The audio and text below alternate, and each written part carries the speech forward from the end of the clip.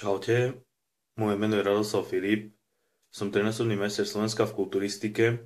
Momentálne sa nachádzame pred spánkom tesne a chcem vám prezradiť, čo udržuje moje svaly vlastne v anabolickom stave a čo mi dovoluje dokonale regenerovať po ťažkých tréningoch.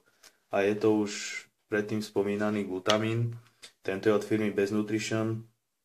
Firma Best Nutrition je slovenskou firmou, ktorá má vlastne veľmi výhodné ceny za veľmi dobrú kvalitu. Späť k tomu glutamínu. Glutamín sa nám nachádza v tele asi v svale nejakých 70%, čiže je to najviac pokrytá aminokyselina v svaloch a preto je veľmi dôležité ho dodávať do tela, kdežto ja ho dávam ráno, keď vstanem, pred tréningom, po tréningu a pred spaním. Čiže odporúčal by som vám to dávkovať pred tréningom 5 až 10 gramov a po tréningu 5 až 10 gramov, potom ešte pred spaním nejakých 5 gramov a ja ešte dávam ráno na lačno 5 gramov, ale to už nemusíte, je to na vás. Nič nepokazíte, keď si dáte takéto vyššie dávky, takže nemusíte sa báť. Spätne, tento glutamín vlastne zvyšuje aj imunitu, čiže máme teraz chladné obdobie, čiže je to veľmi dobré aj ako prostriedok ochrany pred nejakými chrípkami. A proste ako som spomínal, dodávaním do tela sa nám zvyšuje rastový hormón, respektíve vylučovanie toho rastového hormónu, čo má za následok potom lepšie či už spánok, regenerovanie, ale taktiež rast a ochrana svalovej hmoty. Čiže, čo by som ešte podotkol, tak tento konkrétne glutamín, sú to dva balenia, jedno som už zjedol, idem otvárať to druhé.